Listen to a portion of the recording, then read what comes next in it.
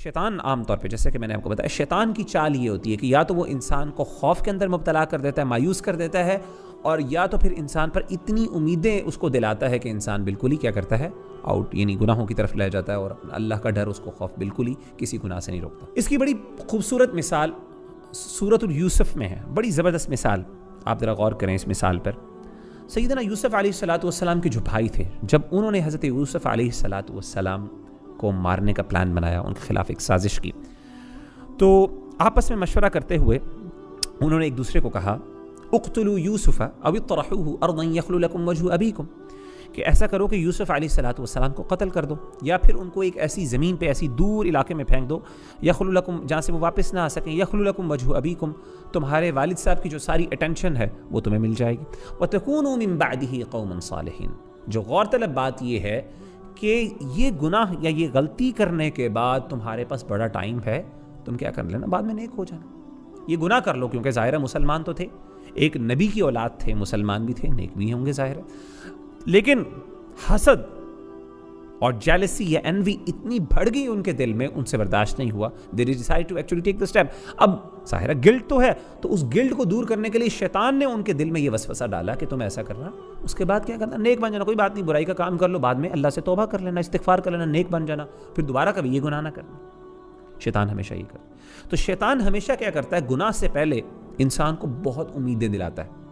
اللہ کے بارے میں، اللہ بڑی مہلت دینے والے ہیں، معاف کرنے والے، اللہ آپ کو معاف کر دیں گے۔ لیکن جب انسان گناہ کر لیتا ہے تو کیا تب بھی انسان کی یہ امید باقی رہتی ہے؟ تب انسان کی امید باقی نہیں رہتی، بلکہ انسان کو پھر مایوسی کی طرف لے آتا ہے، پھر کہتا ہے کہ یار تم نے تو اتنا بڑا گناہ کر لیا، اللہ تمہیں معاف نہیں کرنے والے، یہ تو اتنا بڑا گناہ ہے، یہ تو تمہاری زندگی تباہ ہو گئی، ختم ہو گئی، اب تم دوبارہ کر لو، کوئی فرق نہیں پڑتا، کرو یا نہ کرو ایک ہی بات ہے، تو انسان پھر دوبارہ اس گناہ میں پڑ جاتا ہے۔ حالانکہ ہونا اپوزٹ چاہیے، ہونا کیا چاہیے، ایک انسان کو چاہیے کہ وہ گناہ کرنے سے پہلے اس کے دل میں خوف بہت زیادہ ہو، اس کا رجحان خوف کی طرف ہو، انکلینیشن خوف کی طرف زیادہ ہو۔ کیسے زیادہ ہو؟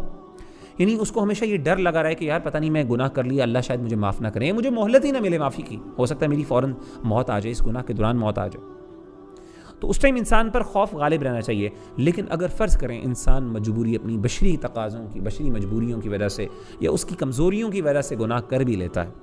ایز اے ہیومن بینگ، تو پھر انسان کو اللہ سے مایوس نہیں ہونا چاہیے، بلکہ پھر انسان پر امید غالب رہنی چاہیے، اور اس کو چاہیے کہ وہ اللہ سے سچی توبہ کرے۔ بعض سچویشنز ایسی ہوتی ہیں جس کے اندر آپ کو یعنی جیسے کہ میں نے آپ کو مثال دی گناہوں کی، جب انسان کوئی نیکی کا کام کرے تو اس پہ چاہیے کہ اس کے اوپر وہ بہت زیادہ پر امید ہو۔ کس چیز کی امید ہو؟ یہ امید ہو کہ اللہ تعالیٰ مجھ سے یہ نیکی قبول کرنے والے ہیں، یہ نہ ہو کہ اس وقت انسان اتنے خوف میں ہو، پتہ نہیں یار میں نیکی کر رہا ہوں، اللہ قبول بھی کریں گے کہ نہیں، تو اس وقت یہ نہیں ہونا چاہیے، اس ٹائم انسان کے اوپر اللہ کے بارے میں جو امید ہے وہ غالب رہے، اور انسان پر امید ہو کہ نہیں یار میں ایک کام کروں گا، اللہ مجھ سے قبول کریں گے، اللہ مجھے درجات بلند کریں گے، اللہ تعالیٰ میرے پر رحمت کریں گے۔ اور جب گناہ کرنے لگے تو پھر کیا کرے؟ پھر انسان پر خوف غالب ہونا چاہیے کہ پتہ نہیں شاید مجھے توبہ کا موقع ملے، یا توفیق ملے یا نہ ملے۔